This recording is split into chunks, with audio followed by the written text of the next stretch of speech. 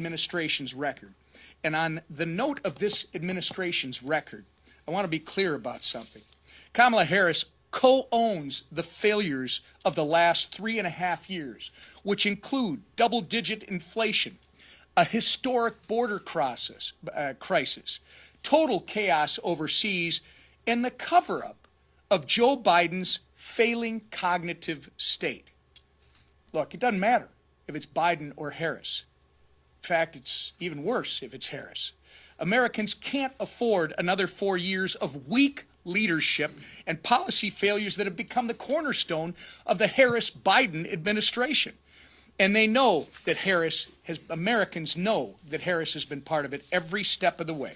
With that, I turn it over to our majority leader, Steve Scalise. Thank you, Whip.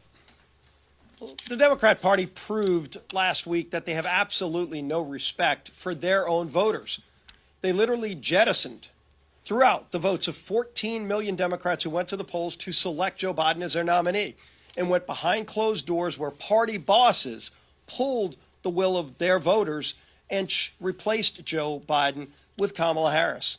Now, it begs the question, let's look at Kamala Harris's record as vice president. She's still the sitting vice president, but she's also been the architect of many of President Biden's worst failures, not the least of which is her main responsibility that she's been given in 3.5 years, that is the job of border czar.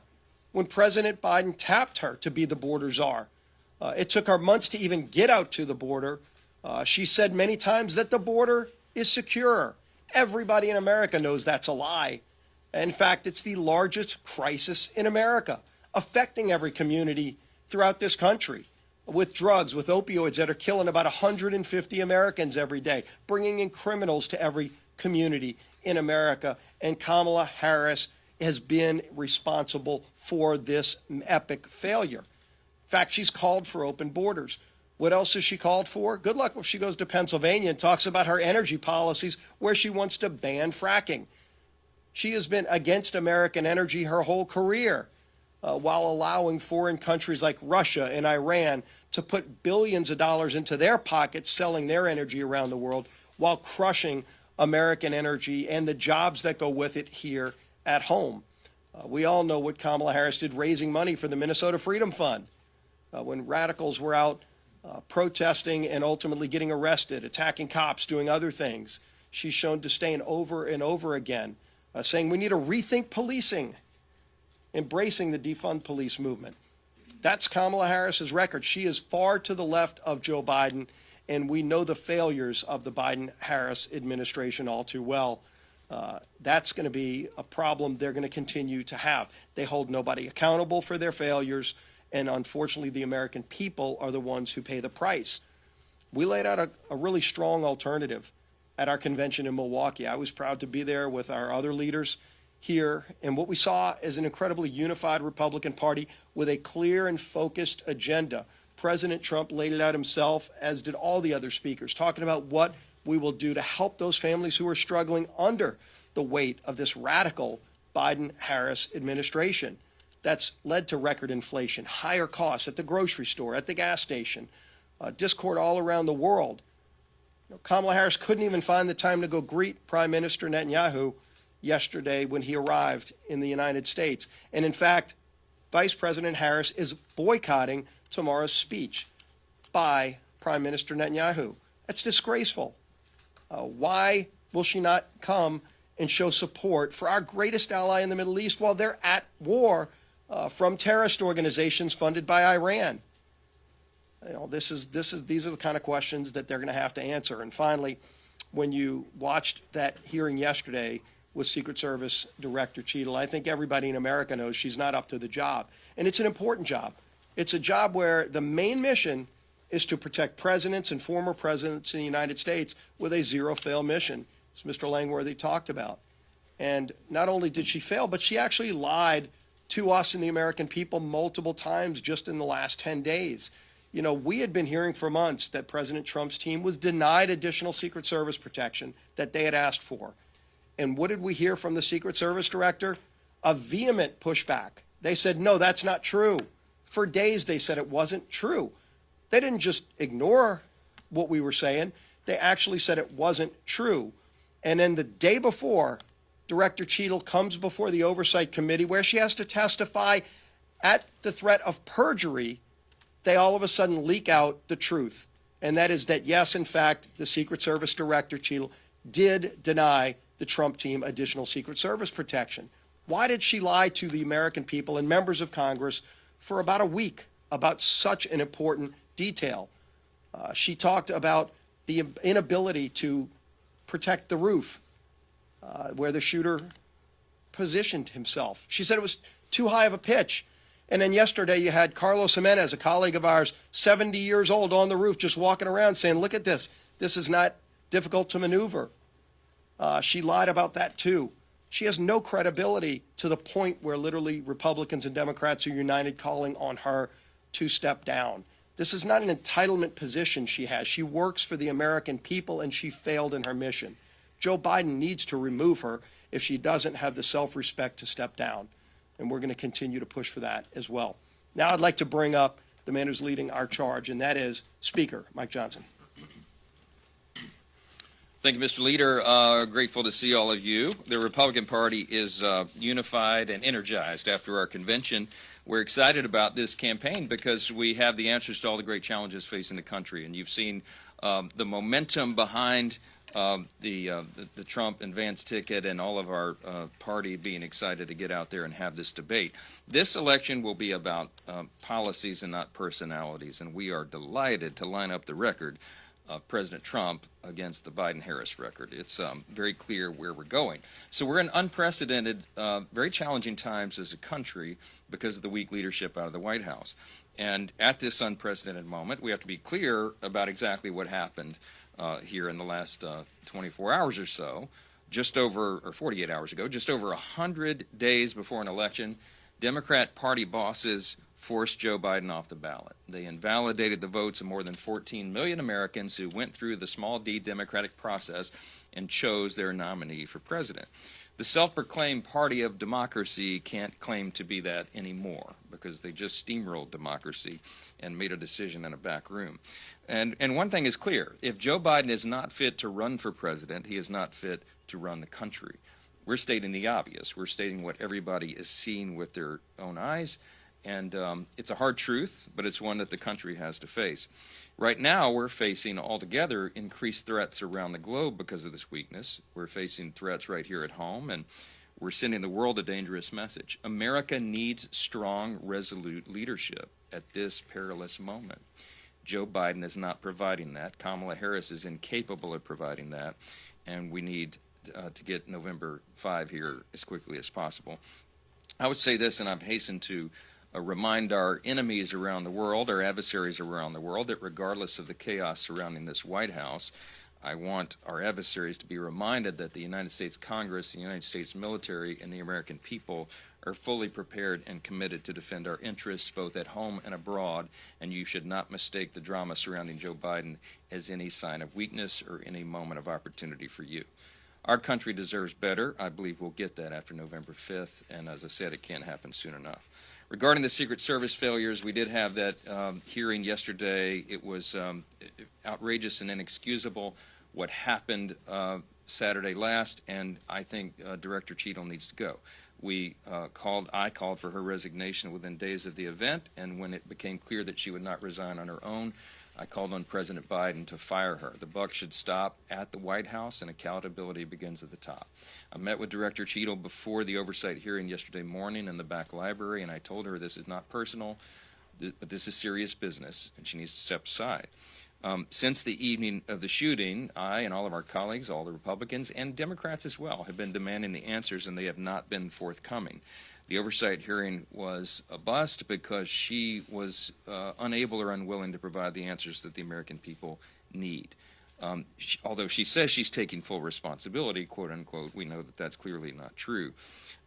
Because of this, it necessitates a specific precision, precise and quick action by the Congress. And so while we have a number of committees of jurisdiction who have already done great work on this, they leapt right into action as you would expect they would do. I think the moment calls for something unique and different. We need to move quickly. We need to get the answers that the American people deserve. And so we are establishing a special task force in the House that'll be bipartisan. It'll be composed of 7 Republicans, 6 Democrats. The composition of the committee will be persons who have expertise in the areas in question and a lot of insight about that. We'll give the list of the composition of the committee, the members, by the end of this week. But they'll have 3 primary responsibilities. We have to get the answers, of course, about what happened. We need to make sure that accountability is ensured to the American people, and that we need to prevent anything like this from ever happening again. The committee will have subpoena authority. They will begin immediately. A final report will be due from the committee no later than December 13th, but we could probably expect that there will be interim reports along the way. We have a finite set of facts and circumstances here with regard to the event last Saturday, Saturday last, but there are deeper problems, obviously, in the Secret Service, and I think this task force will be the way for us to get to the bottom of that. Finally, it's been mentioned, I'm happy to welcome Israeli Prime Minister Benjamin Netanyahu for what will be his 4th address to a joint session of Congress. He will set the record, surpassing Winston Churchill as the foreign leader who has addressed Congress the most times, because we live in historic moments and because his testimony directly to Congress is so important with regard to what's happening in Israel right now. 120 hostages languish in tunnels deep in the land over there in Gaza built by Hamas. These tunnels have been, and that includes, of course, 8 Americans, and we cannot forget that. Our 2 nations are united in our common cause to bring the hostages home, and we are united to stand against our common enemies. As Iran and its proxies, including Hezbollah and the Houthis, have become increasingly hostile, they attack Israelis in the north and in Tel Aviv, we have to be clear that Israel is not alone. It has never been more important than it is right now for us to stand with our closest ally in the Middle East and our traditional partner in all these things. And it is outrageous to me and inexcusable that, as the leader mentioned, that Kamala Harris is boycotting this joint session. This is an historic moment. It's an important moment for the country for all the reasons we've said. The gravity of the situation cannot be overstated. And yet, Kamala Harris will abandon her seat. As you all know, as the Vice President and as serving as the President of the Senate, she is supposed to be seated next to me at the rostrum. She will not be there because she refuses to attend. She needs to be held accountable for that, and she needs to be asked very searing questions about why. They went down the roster to find out who else would sit in the seat. Senator Patty Murray declined the opportunity as well. She will also boycott the event, skip the speech. They landed on Senator Cardin, who is retiring from the Senate, so has little political risk. The idea that they are making political calculations when our ally is in such dire straits, fighting for its very survival and fighting back against the horrific attack in October is unconscionable to us. America's relationship with Israel has always been bipartisan, and it should stay that way. With that, I'll take a few of your questions. Yes, sir, front row. Mr. Speaker, how did Director Cheadle react when you were faced with her in the library yesterday? And secondly, do you support efforts to impeach her? She was very stoic, and I would classify it as sort of non-responsive, just as she was in the committee hearing. She seems to almost, in some way, almost be a little bit in shock about the events, and I just find her demeanor and her responses to be inexcusable and obviously inadequate. And so that's why you see, as was noted, the Oversight Committee is rarely united as it has been, Republicans and Democrats together agreeing that this is ridiculous and that she has to go. It's rather unconscionable to us that she's not been removed. One of our colleagues filed a impeachment resolution regarding her. And impeachment, as we know, is reserved for treason, bribery, high crimes, and misdemeanors. Maladministration and utter incompetence, unfortunately, are not impeachable offenses, but there are other ways to achieve the desired end. As was noted, we have a resolution to call upon President Biden to do his job and fire her, replace her with someone who can handle the responsibilities, and I'm encouraging members to be considering those options and those alternatives, so we'll see where all that goes. Yeah, Manu. as Kamala Harris has become presumptive nominee, some of your colleagues have been criticizing her over the issue of diversity. Tim Burchett said that she was a DEI hire. Is that appropriate? Listen, this election, as I noted at the outset, is going to be about policies, not personalities.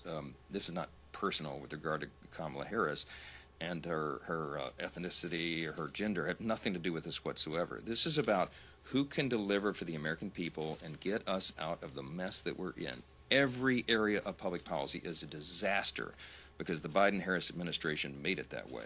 And that's what this election is about. I love that we'll have thoughtful debate going forward where the Trump-Vance ticket can present their ideas and our solutions to all this and compare it to the Biden-Harris record. That's the thing about this election cycle. Remember, both of the persons running for president now have a record. They have both served in an administration here within the last several years. So you can compare how you and your family were doing under the first Trump administration and how you and your family are doing now. That's what should be the basis of the decision, and that's why I believe we're going to have a great November. The Republican Party is going to do very well. Yes, in the back. Senator Johnson, you laid out the case for the geopolitical reasons why the U.S. should support Israel. But as a man of faith who's been clear about the role that that plays and how you approach your job, do you also think that there's a moral or biblical rationale for the U.S. to be supporting Israel at this moment? Sure, it's my personal belief. It begins in the first book of the Bible, the Torah, and in Genesis, where it says very clearly that God will bless the nation that blesses Israel and curse the nation that curses Israel. So whether you look at this as a matter of faith, whether you look at it in purely pragmatic reasons, it's very important for us to support Israel as the only stable democracy in the Middle East and our one of our closest allies, arguably the most strategic ally that we have. If you do not have a stable democracy in that part of the world, it's a tinderbox. So supporting Israel, both economically, geopolitically, for policy reasons, makes all the sense in the world.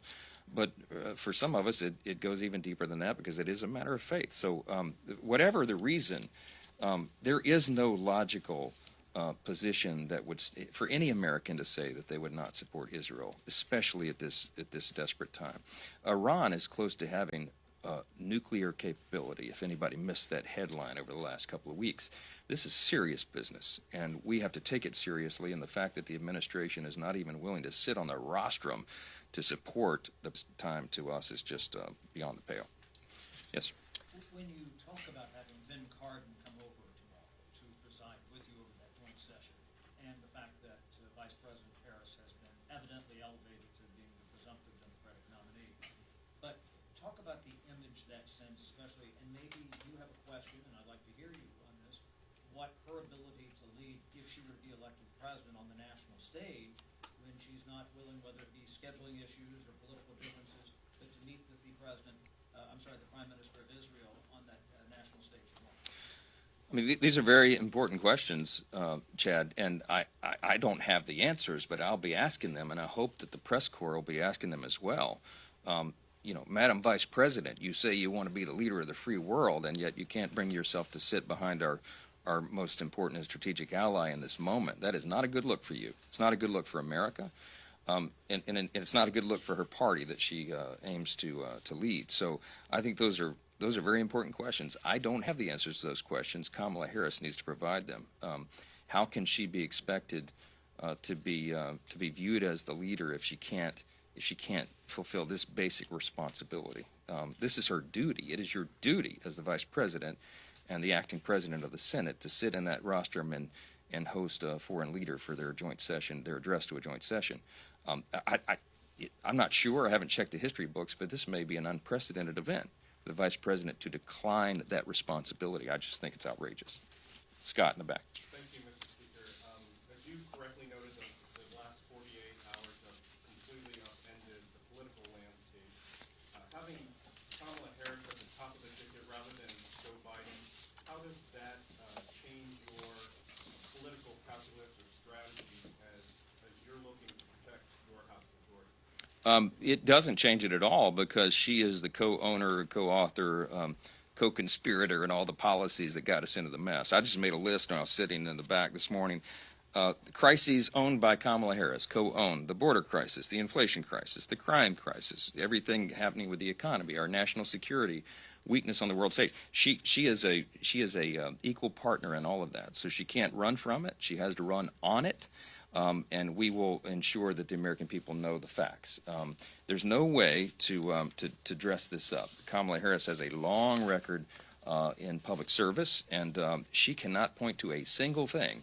I don't think a single thing that she has done successfully. I saw some man on the street interviews over the last couple of days that people were asking, oh yeah, I'm excited, I support Kamala Harris. Can you name one thing that she's accomplished in her long service in public life? No one could come up with an answer. And I would challenge any of you. What has she done other than make a mess of everything? So we love this. We love that Kamala Harris is at the top of the ticket. I'm looking forward to the debate. And it will be very interesting to see how it all develops. Thank you all so much. Thank you so much. Can I get your reaction? Director Cheadle is stepping down. She just resigned? She just resigned. Can you say how this changes oversight of the assassination attempt now? Well, she must have been watching our press conference. I'm glad she did the right thing. Look, our reaction, the immediate reaction to her resignation is that it is overdue. She should have done this at least a week ago. I'm happy to see that. I'm happy to see that she has heeded the call of both Republicans and Democrats.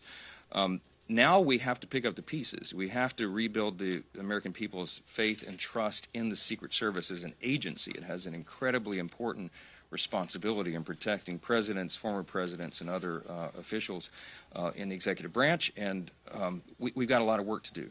The task force that we'll be putting together is going to be very important. As I said, they have three responsibilities: to investigate what happened, the debacle that happened 2 Saturdays ago, to hold those accountable. It certainly was the director, Cheadle, but there may be others in the line of also culpable in what happened and the errors and mistakes there. And finally, to ensure that those mistakes do not happen again. The stakes are too high. It's a very dangerous time. We need the Secret Service to be acting, to be performing at the top of their game, and we'll ensure that that happens. I hope that the interim director or whomever is appointed to replace Director Cheadle will be very sober-minded about the responsibility and take into account the very dangerous times in which we live. We'll do everything we can in the House to ensure that that's true, and I think our task force's work just got even more important. So we'll give you further comment as this develops. Thank you. Thanks, guys.